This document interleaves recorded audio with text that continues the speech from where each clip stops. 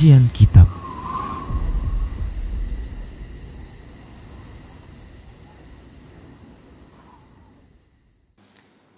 Bismillah, assalamualaikum warahmatullahi wabarakatuh. Innal hamdalillah nahmaduhu wa nasta'inuhu wa nastaghfiruh wa na'udzu billahi min shururi anfusina wa min sayyiati a'malina.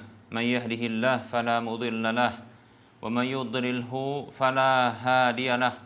Wa asyhadu an la ilaha illallah wahdahu la syarika lahu wa asyhadu anna Muhammadan abduhu wa rasuluhu sallallahu alaihi wasallam.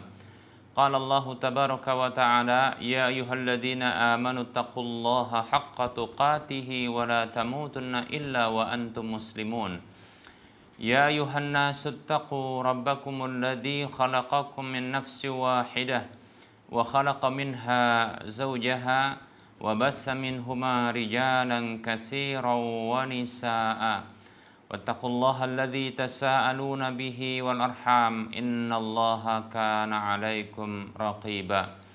Ya ayyuhalladzina amanu taqullaha wa qulu qawlan sadida yuslih lakum a'malakum wa yaghfir lakum dhunubakum wa may yuti'illaha wa rasulahu faqad faza fawzan 'azima. Amma ba'd.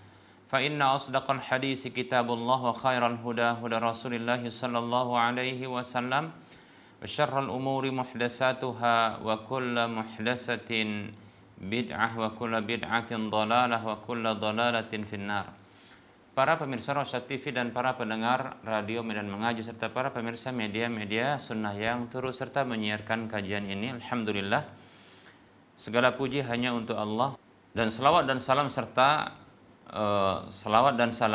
kita ucapkan untuk Rasulullah Sallallahu Alaihi Wasallam. Semoga Allah Subhanahu Wa Taala menetapkan pada diri kita taufik dan hidayahnya agar kita selalu setia dengan petunjuk ajaran Rasulnya hingga akhir hidup kita. Baik para hamba Allah rahimani wa rahmakumullah. Kembali kita akan melanjutkan pembahasan kitab Minhajul Muslim di bab keempat tentang ibadah dan masih membahas tentang hukum-hukum seputar penyelenggaraan jenazah. Baik para hamba Allah rahimani wa rahimakumullah. Kita mengulang sedikit terkait dengan tata cara memandikan jenazah. Baik para hamba Allah rahimani wa rahimakumullah. Bahwasanya memandikan jenazah itu seperti mandi wajib. Tata caranya seperti mandi wajib. Ya, ada yang cukup dan ada yang sempurna, dianjurkan. Yang cukup adalah ya dengan berniat ya untuk memandikan, kemudian meratakan air ke seluruh tubuhnya. Kemudian ada yang sempurna, dan ini tentunya mendapatkan pahala tambahan karena mengikuti petunjuk Nabi Shallallahu Alaihi Wasallam dalam tata cara memandikan jenazah tersebut. Yaitu pertama sekali adalah ya melepaskan pakaiannya ya dan meletakkan penutup aurat di atasnya. Artinya ya penutup aurat tersebut itu harus lebih dahulu diletakkan di atas tubuh jenazah ya, dan setelah itu membuka pakaian dari balik penutup aurat tersebut. Kemudian ya setelah dalam kondisi tertutup auratnya dan sudah tanpa pakaian yang dipakainya ya, maka diberlakukan ya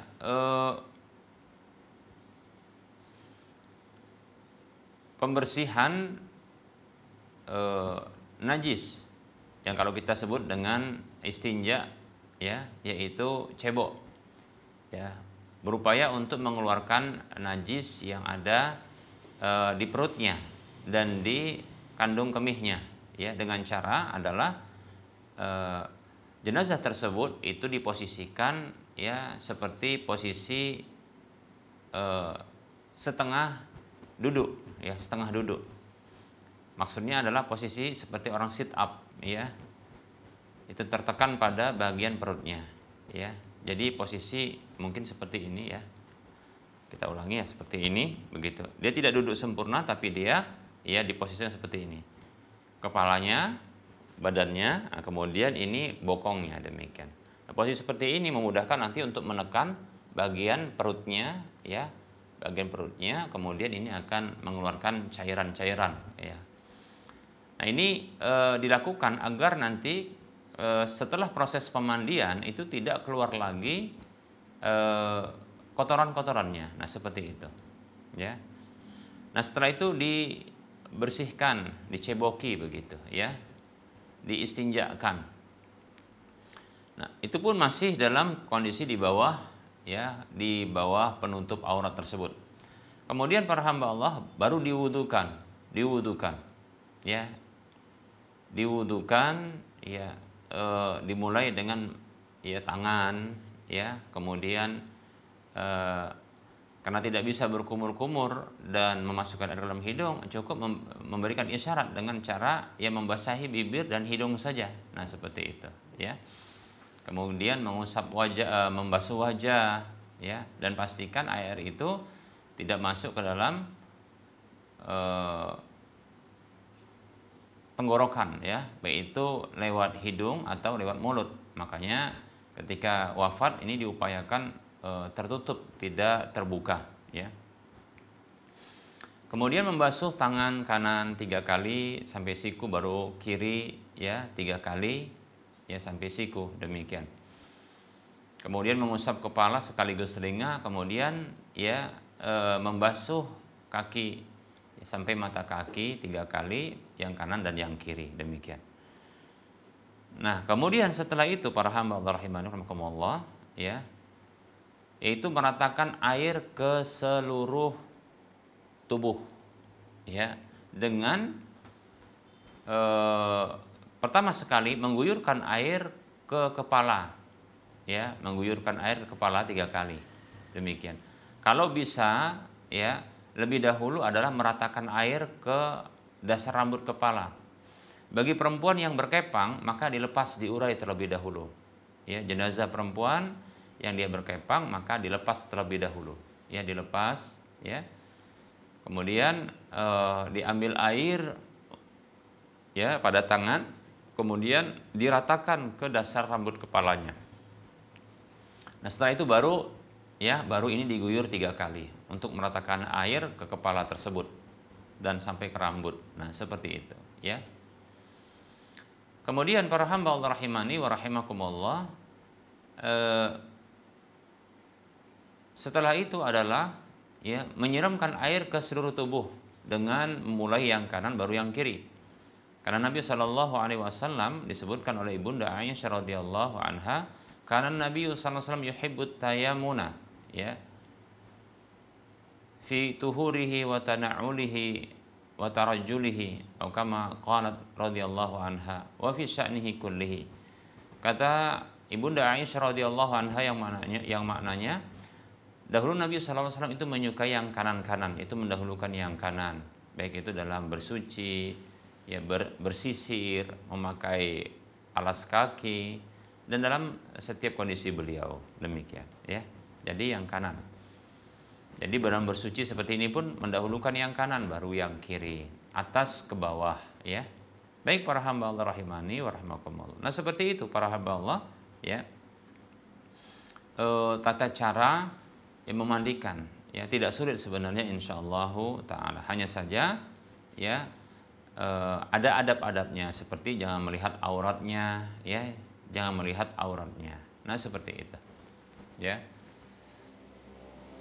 Oleh karenanya harus ada penutup aurat ketika yang membuka, ya, pakaian yang dipakai jenazah tersebut sampai selesai pemandian, ya. Bahkan ketika diseka, ya, diseka atau dihandukkan, ya, dihanduki itu jenazahnya, dan pastikan itu, ya, masih tertutup auratnya, demikian, ya. Baik, ya. Nah, kalau laki-laki auratnya yang ditutup adalah, yang wajib ditutup itu adalah dari pusar sampai lutut, ya. Adapun perempuan maka dari pundaknya sampai, ya, lututnya, setidaknya itu, ya. Tapi ingat, yang memandikan adalah kalau bisa ya eh, suaminya, ya. Kalau bisa, ya, kalau tak bisa suaminya, maka wanita-wanita dari kalangan ya keluarganya. Kalaupun tidak bisa, maka dari orang-orang terdekatnya, ya seperti teman-temannya, ya. Tapi yang sejenis tentunya, ya. Baik para hamba Allah rahimani wa rahimakumullah. Adapun kepangan bagi perempuan tadi diurai ketika memandikan, kemudian nanti setelah memandikan dikembalikan kepangannya sesuai dengan kebiasaannya. Baik, dan ditegaskan juga untuk berlaku lemah lembut di dalam memandikan, ya, mulai dari mengangkatnya, kemudian meletakkannya, kemudian begitu juga di dalam memandikan sampai nanti mengembalikan, bahkan sampai dikuburkan, ya. Baik para hamba Allah rahimani wa rahmakumullah. Mengapa demikian? Karena Nabi SAW bersabda, kasru azmil mayyiti ka kasri azmil hayyi. Mematahkan tulang orang yang sudah mati itu seperti mematahkan tulang orang yang masih hidup.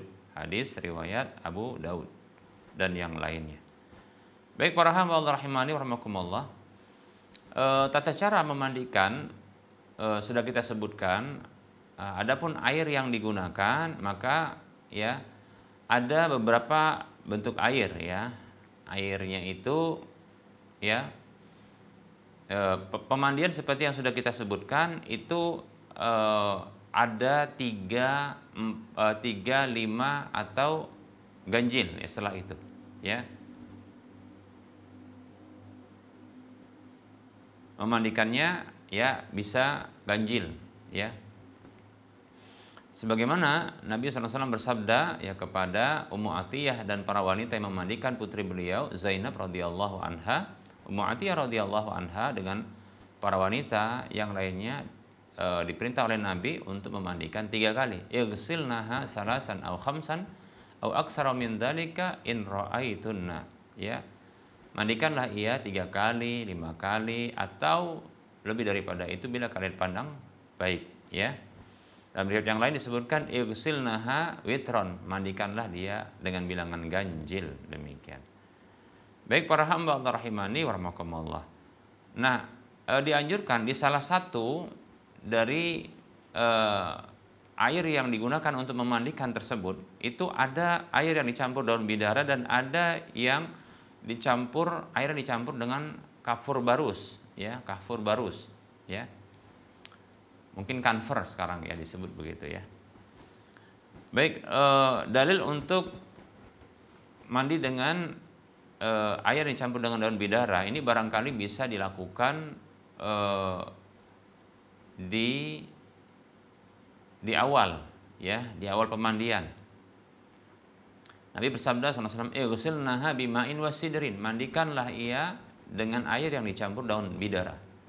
Nah, seperti itu, ya. Ini bisa dilakukan pertama sekali, ya.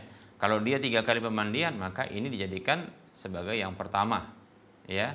Kemudian yang kedua adalah setelah meratakan air ke seluruh tubuh itu dengan air yang biasa, ya. Nah, seperti itu. Nah, bagi yang tidak memiliki daun bidara, ini daun bidara yang dihaluskan, ya, yang dihaluskan, ya, yang dilumatkan dia kemudian dicampurkan dengan air, ya. Kalau tidak ada, maka bisa menggunakan sabun, ya, bisa menggunakan sabun atau sampo. Nah, seperti itu, ya, sebagai ganti dari daun bidara. Oleh karenanya kalau tidak daun bidara, maka pertama sekali mandinya dengan air biasa, baru kemudian di sabuni atau disampui. Setelah itu kemudian baru dibilas pemandian yang kedua itu dengan air biasa kembali, ya. Baru setelah itu, ya, ditutup yang terakhir itu dengan air yang dicampur dengan kafur barus, yang dicampur dengan kafur barus. Demikian kata Nabi Shallallahu Alaihi Wasallam, ya.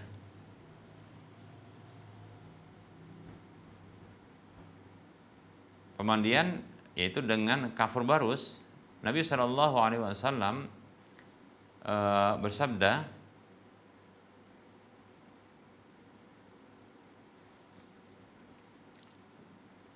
Igsilna salasan aw khamsan aw aktsara min dzalika bima'in wa sidrin wa ja'alna fil akhirati kafura.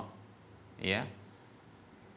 Mandikanlah ia dengan 3 kali atau 5 kali atau lebih daripada itu, ya, dengan air yang dicampur dengan daun bidar, dan jadikanlah yang terakhir dalam pemandian tersebut, ya, itu adalah kafur barus atau syai'an min kafur, ya, sedikit dari kafur. Kafur barus, ya, demikian. Kafur barus ini fungsinya adalah untuk bentuk pengawetan, upaya pengawetan, ya, yaitu agar tidak cepat dia membusuk, ya, agar dia tidak cepat membusuk. Demikian para hamba Allah rahimani wa rahimakumullah. Selain juga aromanya yang khas, ya. Baik para hamba Allah rahimani wa rahimakumullah.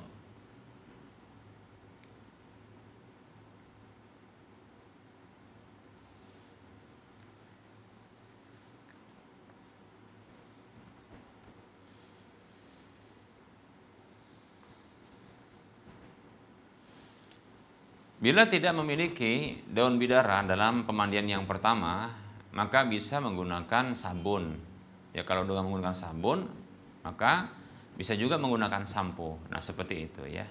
Baik para hamba Allah rahimani wa rahimakumullah.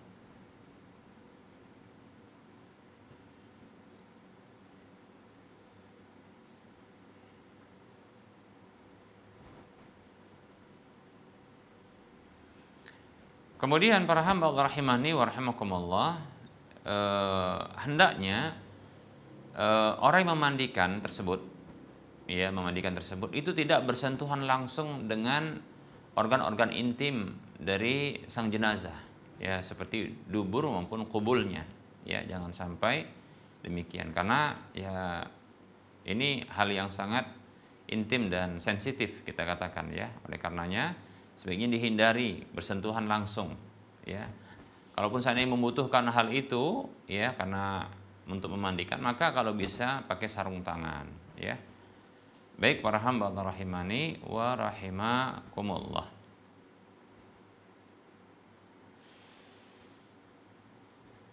Nah, selesai memandikan, maka ya tentunya dikeringkan, ya, dengan handuk. Nah, ini sebagaimana Nabi SAW pernah, ya, memberikan kepada Ummu Atiyah radhiyallahu anha, ya, setelah memandikan putri beliau, itu Ummu Atiyah dan para wanita yang memandikan putri beliau sudah selesai, ya, maka Rasulullah, ya, memberikan kepada beliau kain selendangnya sebagai handuk, ya, untuk menutupi, ya, sekaligus untuk mengeringkan air, ya, pada tubuh jenazah tersebut, dan sekaligus handuk tersebut yang akan menyelimuti, ya, menggantikan kain basahan tersebut, ya, kain yang basah tadi untuk menutupi aurat tatkala memandikan, ya, tatkala dimandikan. Kemudian, ya, diposisikan kedua tangan, kedua kaki pada posisinya, ya,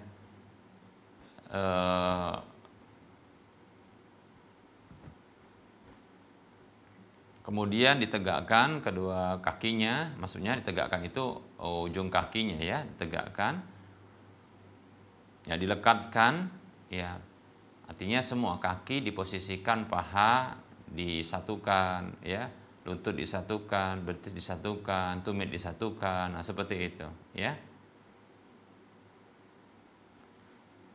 Baik, kemudian para hamba Allah rahimani rahimakumullah, ya, setelah dikeringkan ini bisa setelah itu, ya, diarahkan untuk, ya, dikafani, ya, diarahkan untuk dikafani. Dan pemindahan tersebut, ya, kalau seandainya tentunya pemindahan tersebut, ya, itu kan tempat yang tadi basah itu kan, itu dipindahkan, ya, itu dalam kondisi tertutup auratnya. Ini masih tentunya dalam kondisi tertutup aurat, ya, baik laki ataupun perempuan. Kemudian dengan kelemah lembutan memindahkannya. Demikian. Baik para hamba Allah rahimani wa rahimakumullah. Ada pertanyaan, apakah, ya, kuku dan bulu-bulu itu wajib untuk dipotong, ya. Baik para hamba Allah rahimani wa rahimakumullah.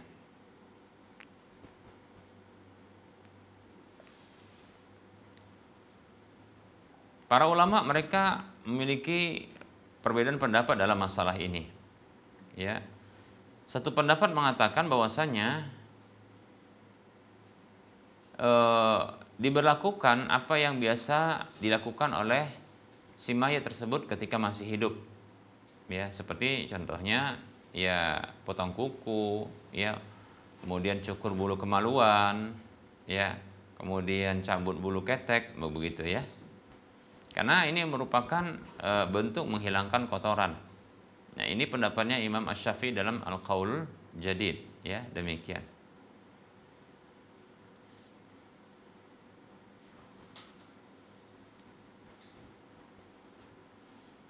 Nah, ini bisa yang dijadikan dalil dalam masalah ini adalah kisah ya terbunuhnya Khabib atau Khubaib ya radhiyallahu an.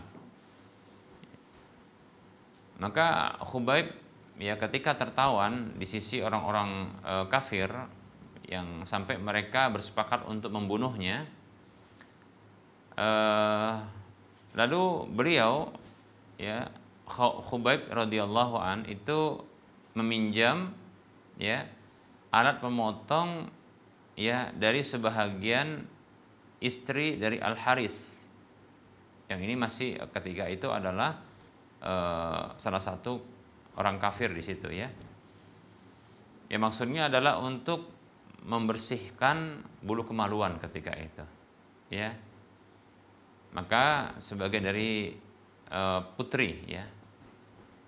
Bukan istri ya, putri dari Al-Haris ini meminjamkan. Nah, seperti itu.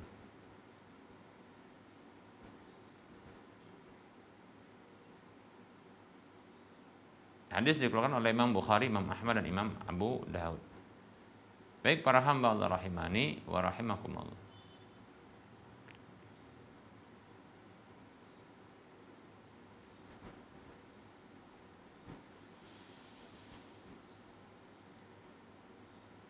Begitu juga ada riwayat dari Abu Qilabah bahwasanya anna Sa'dan ghassala maitan fada bi Musa fahalaqahu. Ya bahwasanya Sa'ad itu pernah radhiyallahu anha ya memandikan jenazah, lalu beliau minta untuk didatangkan alat pencukur, lalu beliau mencukur orang tersebut ya. Baik ya, ini satu pendapat. Kemudian pendapat yang kedua itu pendapat yang mengatakan bahwasanya dimakruhkan. Ya, karena itu merupakan bentuk memotong sebahagian anggota tubuh darinya, dari si mayit tersebut. Itu seperti khitan, ya. Nah, ini malah pendapatnya Imam Al-Muzani dari ulama mazhab Syafi'i, ya, berpendapat makruh. Begitu juga Muhammad ibnu Sirin, ya, rahimahullah.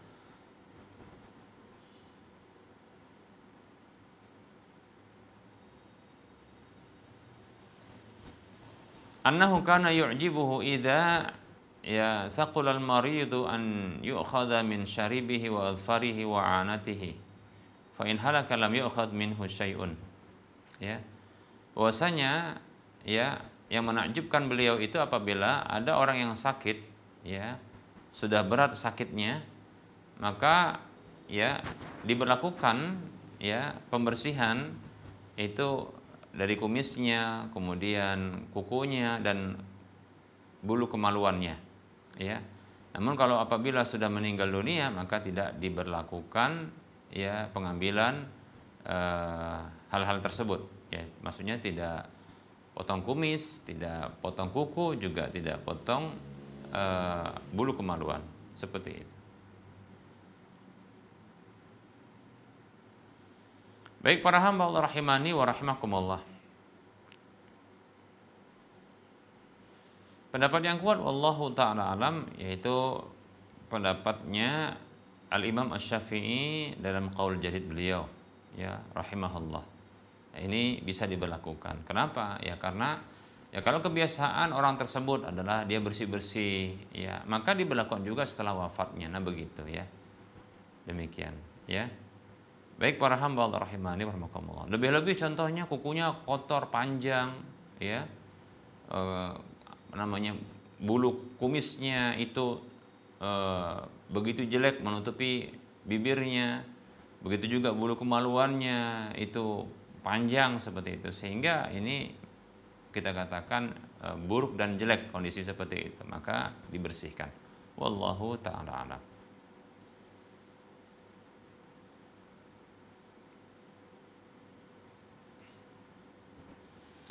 Adapun apabila sudah diambil ya rambutnya, kukunya atau apa saja yang berasal dari si mayat tersebut, maka itu dikuburkan bersama dengan si mayat tersebut ya. Nah, seperti itu. Kalau seandainya contoh nih ya, ada orang gila rambutnya panjang. Nah, maka ingin dirapikan rambut tersebut ya, dipotong pendek atau kita katakan iyalah dia potong pendek satu sisir begitu kan. Maka rambut yang begitu panjang itu dikumpulkan, kemudian disatukan ya ketika penguburan dengan orang tersebut, maka ini ya dibersamakan ya.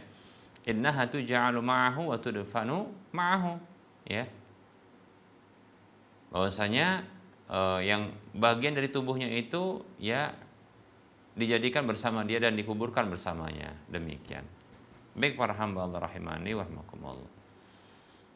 Nah, ini terdapat dalam sejumlah asar dari para salaf sebagaimana yang disebutkan dalam musannafnya Ibnu Abi Syaibah. Baik para hamba Allah rahimani wa rahmakumullah.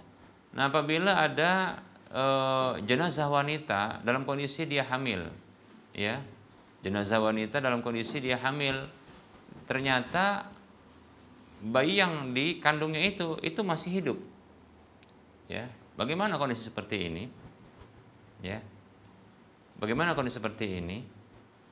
Kalau dilakukan pembedahan, ya tentunya ini para hamba Allah termasuk menyakiti. Kan begitu? Karena Nabi mengatakan tadi kasru 'azmil mayyiti ka kasri 'azmil hayy, hadis riwayat Abu Daud. Mematahkan tulang orang yang sudah meninggal dunia seperti mematahkan tulang orang yang masih hidup. Nah, bagaimana yang seperti ini? Sementara ada janinnya, yang ini masih ada harapan hidup. Baik para hamba Allah rahimani wa rahmakumullah. Nah, para ulama mereka berbeda pendapat dalam masalah ini. Pendapat yang kuat wallahu taala alam ya, menyelamatkan yang masih hidup ya. Menyelamatkan masih hidup, yaitu dilakukan operasi ya untuk menyelamatkan sang bayi ya, dikeluarkan ya namun kalau sudah wafat atau prediksi kata dokter ini kita telat katanya ya, ini denyut nadinya sudah sudah lemah, ini pun nggak berapa lama akan meninggal dunia dalam hitungan detik, prediksi dia, karena mungkin sudah berulang-ulang dia seperti ini. Kalau begini tidak lakukan pembedahan, dibiarkan bersama dengan ibunya, demikian. Ini pendapat ulama mazhab Hanafi, Syafi'i, dan ini pendapat yang kuat menurut ulama mazhab ya Hambali dan sebagian ulama Maliki. Baik para hamba Allah rahimani wa rahimakumullah. Kemudian para hamba Allah rahimani wa rahimakumullah. Nah, apabila seorang wanita meninggal dunia dalam kondisi haid atau junub, ya, apakah dia dimandikan dengan sekali mandi ataukah berulang kali?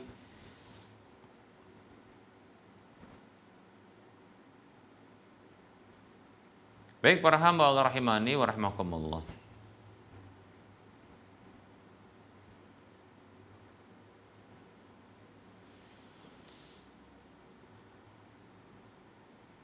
Maka pendapat yang kuat ya, yaitu diberlakukan sekali mandi saja.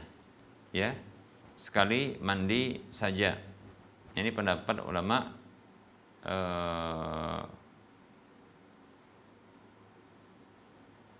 yang terpilih dari sekian pendapat para ulama ya. Demikian. Kenapa demikian ya? Karena ini di luar kemampuan manusia, ya. Ya kita tidak mungkin untuk menantinya suci karena sudah meninggal dunia, kan begitu ya. Ya. Maka yang tersisa bagi kita yang masih hidup ini adalah memandikannya.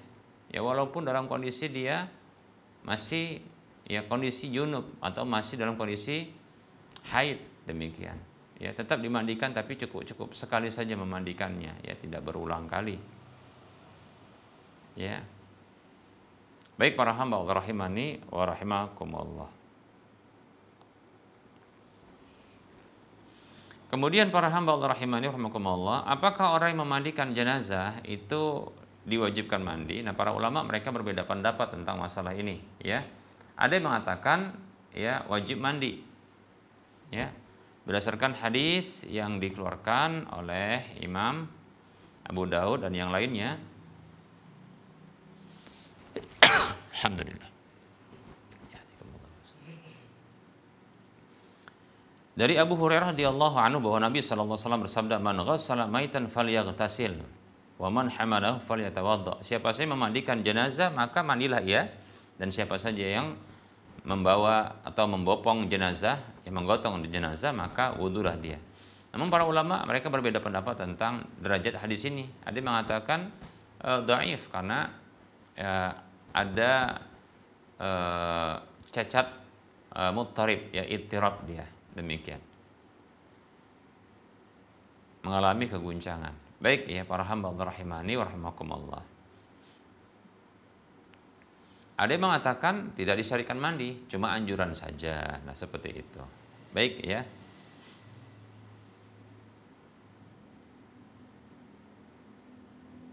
Ada juga hadis yang lain, hadis yang dikeluarkan oleh Imam Abu Daud juga, tapi dhaif, bahkan Abu Daud mendhaifkannya. Ya. Disebutkan dalam hadis ini dari Ibunda Aisyah radhiyallahu anha bahwa Nabi SAW kana yaghtasilu min arba'in.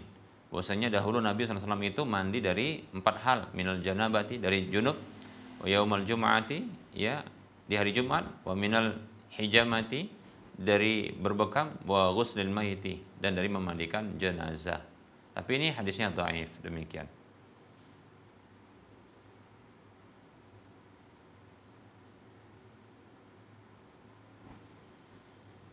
Baik para hamba Allah rahimani wa rahimakumullah. Yang jelas ada perbedaan pendapat di kalangan para ulama, karena perbedaan pendapat para ulama ya tentang derajat hadis yang datang tentang masalah ini, ya demikian.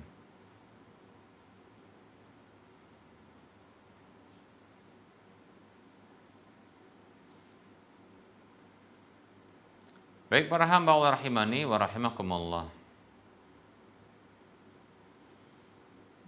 Artinya kalaupun seandainya ada yang memandang itu sunnah, ya karena ya untuk bersih-bersih, ya karena mungkin karena kecipratan air kan begitu ya, maka mandi. Lebih-lebih biasanya ya ini yang pengalaman memandikan yaitu sampai berkeringat terkadang memandikannya itu, ya sampai berkeringat. Kecuali kalau mungkin memandikannya di malam hari di tempat yang dingin mungkin beda ya. Tapi kalau mandikannya itu siang hari, katakanlah pagi menjelang siang yang itu mulai panas, itu sudah berkeringat demikian ya. Baik para hamba Allah rahimani wa rahimakumullah.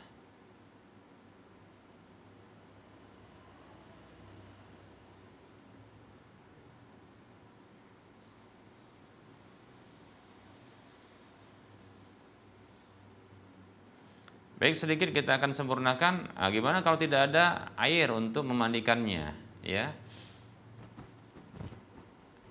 Maka ditayamumkan ya jenazah tersebut, ya. Di jenazah tersebut ditayamumkan demikian. Nabi SAW bersabda, "Fuddiltu 'alal anbiya'i bi sittin." Ya. Aku diutamakan di atas seluruh para nabi dengan 6 hal. Di antaranya wa ju'ilat liyal ardu masjidan wa tahuran idza lam najid al-ma'a. Dijadikan untukku bumi itu sebagai tempat sujud, sholat, dan sebagai alat bersuci bila kami tidak mendapati air. Demikian hadisnya sahih ya, diriwayatkan oleh Imam Muslim kalau tidak salah ya. Nah, apa yang terjadi atau apa yang diberlakukan apabila ternyata jenazah itu dikuburkan dalam kondisi belum dimandikan? Nah, ini kasus juga ini yang seperti ini. Baik para hamba Allah rahimani wa rahimakumullah. Maka jumhur ulama, ini para ulama berbeda pendapat ya. Pendapat jumhur itu Imam Malik, Imam Syafi'i, Imam Ahmad berpendapat ya, dan juga dari ulama madzhab Zahiri, Daud Al-Zahiri, Ibnu Hazm Al-Zahiri berpendapat wajib membongkar kembali lalu dimandikan ya, selama belum berubah ya jenazahnya itu, maksudnya belum rusak, demikian. Contohnya diketahui ya, baru 1 hari dikuburkan, ternyata belum dimandikan ya, karena katanya nggak ada yang berani mandikannya. Nah seperti itu, maka dibongkar, dimandikan. Itu jumhur ulama ya, kalau nggak berdosa semua orang. Nah kemudian ada pendapat yang kedua, yaitu pendapat Imam Abu Hanifah, tidak wajib ya setelah dia dikuburkan, tidak wajib, demikian. Demikian ya. Ini menurut Imam Abu Hanifah. Namun wallahu taala alam, bila memang ada tujuan yang kuat untuk membongkar jenazah tersebut. Karena pendapat Imam Abu Hanifah mengatakan kalau sudah dikuburkan nggak boleh dibongkar lagi. Maka ini dibantah dengan mengatakan bahwasanya Nabi SAW pernah membongkar kuburan, ya, mengeluarkan ya mayit dari kuburan karena ada tujuan, demikian. Dalam riwayat Jabir radhiyallahu an, ini hadisnya dikeluarkan oleh Imam Bukhari, Imam Muslim, bahwasanya atan Nabi sallallahu alaihi wasallam qabra Abdullah bin Ubay bin Salul, ya. Nabi sallallahu alaihi wasallam itu pernah ya mendatangi kuburan Abdullah bin Ubay bin Salul. Ini munafik sebenarnya ya, Abdullah bin Ubay bin Salul. Ba'dama ya udkhila hafratahu, setelah dia dimasukkan ke dalam kuburan. Fa amara bihi fa ukhrija, ya, maka beliau perintahkan untuk dikeluarkan. Fa wada'ahu ala rukbatayhi, lalu beliau pun meletakkan Abdullah bin Ubay bin Salul pada kedua lutut beliau, semacam dipangku begitu ya. Beliau sedih karena tahu ini sebenarnya ya, sebenarnya orang ini adalah bisa dikatakan orang baik. Nah seperti itu. Karena permasalahannya adalah dia ini calon pemimpin ketika Nabi SAW akan datang ke Madinah. Sudah datang di Madinah begitu. Dan orang ini tersisihkan dari kepemimpinan di Madinah. Jadilah dia ini semacam sakit hati, nah begitu ya. Hasad kepada Rasulullah, maka jadi munafik dia. Nah seperti itu. Nah ini memang ya, orang-orang yang menjadi musuh agama ini terkadang adalah orang-orang yang urusannya urusan dunia terkadang, seperti Abdullah bin Ubay bin Salul ini ya. Para hamba Allah rahimani wa rahimakumullah. Kadang ya hati-hati kita ya dalam urusan dunia ini, jangan terlalu cinta dengan dunia ini ya. Karena bisa jadi memang kita ini ya menjadi musuh dalam agama ya, karena urusan dunia ternyata. Baik para hamba Allah rahimani wa rahimakumullah ya. Kemudian Nabi wa nafasa alaihi min riqatihi, min riqihi. Nabi mengusapkan menghembuskan, karena ada tanah-tanah di wajah beliau, wajahnya siapa? Si Abdullah bin Ubay bin Salul ya. Kemudian wa albasahu qamisahu, dan Nabi memakaikan gamisnya. Nabi itu ada rasa kasihan dengan orang ini. Semestinya dia tidak perlu demikian ya. Tidak perlu demikian dia sampai hasad kepada Nabi. Ya ingin melakukan pembunuhan terhadap Nabi bahkan ya. Bersekongkol dengan orang-orang Yahudi. Nah, seperti itu. Menimpakan banyak keburukan kepada Nabi dan keluarga Nabi ini. Abdullah bin Ubay bin Salul. Urusannya urusan dunia, masalah ya. Masalah apa? Kekuasaan. Nah demikian ya, naudzubillah min dzalik ya. Semoga Allah Subhanahu wa taala ya menjaga kita, melindungi kita dari fitnah dunia, dan fitnah apa saja yang membuat ya fitnah dalam agama kita, demikian ya. Kita berdoa kepada Allah karena ini menakutkan para hamba Allah ya, menakutkan itu ya, mati munafik, mati berbuat kesyirikan, kekafiran ya, kemudian bahkan kefasikan ya. Itu juga kita harus khawatirkan, demikian ya. Jangan sampai ya kita terfitnah oleh dunia ya, lalu terfitnahlah ya agama kita, demikian. Semoga Allah melindungi kita ya dari fitnah dunia, fitnah wanita, fitnah ya harta, dan fitnah dalam agama. Semoga Allah Subhanahu wa taala mewafatkan kita di atas ketaatan dan kebenaran. Amin ya rabbal alamin. Baik para hamba Allah rahimani rahimakumullah, kita cukupkan untuk penyampaian materinya. Insyaallah taala pada pertemuan akan datang kita akan masuki pembahasan baru, yaitu penyelenggaraan jenazah yang berikutnya, yaitu mengkafani jenazah. Baik, di waktu yang tersisa kita mencoba untuk menjawab pertanyaan yang sudah masuk.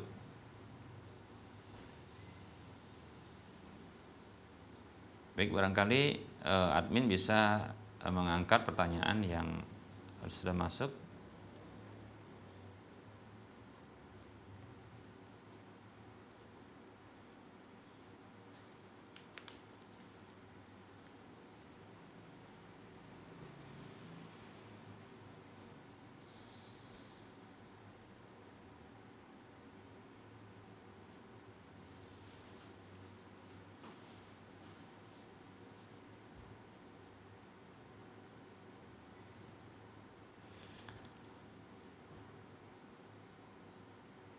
Baik, ada pertanyaan. Assalamualaikum Ustadz, izin mau konsultasi tentang perkawinan beda agama. Jika suami beragama Kristen dan istri beragama Islam, apakah perkawinan mereka itu tidak sah? Ya. Dan hukumnya berzina. Dan apakah anak perempuan yang beragama Islam mengikuti ibunya yang lahir dari perkawinan tersebut, apakah sang anak mengikuti nasab ayahnya atau ibunya? Setelah putrinya 5 tahun pasangan suami istri tersebut bercerai, lalu mereka masing-masing menikah lagi dengan orang lain. Alhamdulillah, setelah paruh usia sang ayah menjadi mu'alaf. Yang menjadi persoalan ketika si putri mau menikah, ya, keluarga calon mempelai laki-laki ngelamar kemana? Ke bapaknya atau ke ibunya? Apakah si bapak berhak menjadi wali nikah putrinya? Dan jika tidak berhak, maka siapa yang bertanda tangan untuk meminta persetujuan wali hakim? Demikian Ustadz, besar harapan Ustadz berkenan ya menjawab, memberikan pencerahan ya, agar kami tidak melanggar syariat.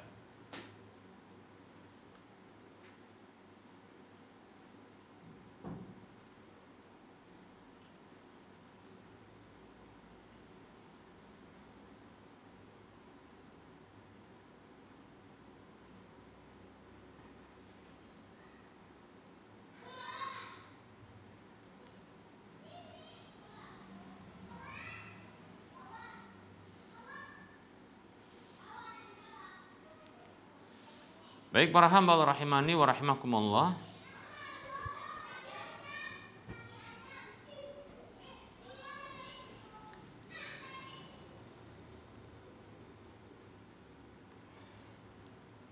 Bismillah, waalaikumsalam warahmatullahi wabarakatuh. Di antara syarat keabsahan pernikahan seorang wanita adalah ya dia menikahi sesama agamanya, yaitu sama agamanya, yaitu beragama Islam. Ya, jadi seorang wanita kalau dia mau menikah itu wajib ya seagama. Allah Subhanahu wa taala berfirman dalam surah Al-Baqarah ayat 221, A'udzubillahi minasyaitonir rajim, wala tunkihul musyrikina hatta yu'minu, wala 'abdun mu'minun khairum min musyriki walau a'jabakum. Kita ulangi ya, yang artinya kita langsung artinya saja ya. Dan janganlah kalian wahai para wali menikahkan putri-putri kalian atau wanita dalam perwalian kalian kepada laki-laki musyrik ya, laki-laki musyrik atau laki-laki kafir sampai mereka beriman. Ini menunjukkan ya musyrik ini maksudnya adalah kafir sampai mereka beriman ya, karena disebutkan sampai beriman berarti tadi kafir. Sungguh seorang budak hamba saya yang beriman, budak belian yang beriman lebih baik daripada ya laki-laki yang musyrik atau kafir, walaupun dia itu menakjubkan kalian, yaitu menakjubkan para wali, mengagumkan para wali. Ulaika yad'una ilan nar, mereka itu mengajak kepada neraka. Wallahu yad'u ilal jannati wal maghfirati biidnih. Sementara Allah mengajak kalian kepada surga dan ampunan dengan izinnya. Wa yubayyinu ayatihi lin-nasi la'allahum yatadzakkarun. Dan dia menjelaskan ayat-ayatnya kepada manusia agar mereka ingat. Demikian. Nah, di sini ini menunjukkan kepada kita ya bahwasanya ya tidak boleh ya seorang perempuan menikah dengan laki-laki kafir, tidak boleh, tidak sah.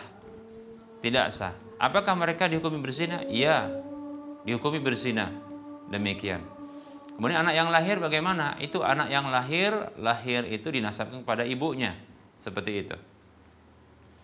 Bukan kepada ayahnya, karena ayahnya kafir. Ya, yaitu menikahi ibunya dalam kondisi kafir. Berbeda halnya kalau seandainya sama-sama kafir. Tapi permasalahannya adalah ibunya muslim, bapaknya kafir, maka tidak sah pernikahan tersebut. Demikian. Ya. Nah, seperti itu. Tidak sah pernikahan tersebut dan dianggap zina. Nah, kalau ada calon mempelai laki-laki yang ingin ngelamar anak dari hasil perkawinan seperti ini, ya. Kemana ngelamarnya? Ya kemana saja nggak masalah mau ngelamar, ya. Karena kadang ngelamar ini pun bisa lewat perwakilan. Maka tidak mengapa mau ngelamar ke bapak biologisnya atau ke ibunya, demikian. Yang penting nanti dalam menikahkan, ya. Kalau seandainya yang berwenang itu mereka sama-sama kemudian berwenang begitu kan, berwenang contohnya terhadap anak tersebut karena dibiayai anak tersebut ya oleh mereka. Maka tidak mengapa kalau mau ngelamar ke bapaknya atau ke ibunya. Nah, seperti itu. Tapi nanti ketika menikahkan itu bukan bapaknya. Ya, yang menikahkan itu bukan bapaknya. Ya, karena itu bukan bapak syar'inya. Ya, bapak syar'inya. Dan bapaknya tersebut terputus hak perwalian untuk menikahkan si putrinya tersebut. Walaupun secara biologis itu dikatakan putrinya, tapi ya secara syar'i tidak dikatakan putri yang dia bisa menikahkannya. Ya. Jadi siapakah yang menikahkan? Karena dia tidak punya wali, maka yang menikahkan itu adalah wali hakim. Fasultan waliyyu man la waliyalahu. Ya, pemerintah atau penguasa itu wali bagi orang yang tidak punya wali. Maka anak perempuan ini yang menikahkan adalah wali hakim. Ya. Dalam hal ini adalah ya pihak KUA. Nah, seperti itu. Masalah yang tanda tangan itu tidak masalah. Ya. Tanda tangan itu tidak masalah. Yang penting dimintakan kepada wali hakim untuk ya menikahkan. Mau itu bapak biologis yang menikahkan, yang bertanda tangan, meminta gitu ya, minta agar wali hakim yang menikahkan. Itu tidak masalah, atau ibunya tidak masalah. Yang penting yang menikahkan. Nah, seperti itu. Ya. Wallahu taala a'lam. Sallallahu ala Muhammad wa ala alihi wa ashabihi ajma'in. Barangkali ini saja yang bisa kita sampaikan. Ya, karena sudah masuk waktu sholat duhur untuk wilayah Medan dan sekitarnya. Tentunya dalam penyampaian ini banyak kekurangan dan kesalahan. Tentunya kepada Allah saya mohon ampun dan kepada para pemirsa dan para pendengar sekalian saya mohon maaf. Sebelum kita mengakhiri perjumpaan ini, seperti biasa kita berikan motivasi untuk berdonasi membangun Masjid Al-Muwahhidin yang saat ini sudah berjalan ya sholat 5 waktu dan kajian-kajian. Bagi yang ingin dapat rumah di surga karena berinfak ya di masjid, membangun masjid. Begitu juga bagi yang ingin dapat pahala minimalnya 700 kali lipatnya, kemudian mengalir terus pahalanya karena sudah dimanfaatkan. Yuk mari kita sisihkan sebagian harta kita. Silakan transfer ke nomor rekening Bank Syariah Indonesia di nomor rekening 5544 3322 78 ya. Ujungnya gak lupa ya. Atas nama Yayasan Cahaya Tauhid Medan. Ya, semoga ya Allah Subhanahu wa taala memudahkan kita untuk mentaati Allah Subhanahu wa taala, terkhusus dalam masalah ini ya, untuk bersedekah atau berinfak di jalan Allah. Semoga termotivasi dan semoga bermanfaat. Wassallallahu ala Muhammad wa ala alihi wa ashabihi ajma'in. Subhanakallahumma wa bihamdika asyhadu an la ilaha illa anta astaghfiruka wa atubu ilaika walhamdulillahi rabbil alamin. Assalamualaikum warahmatullahi wabarakatuh.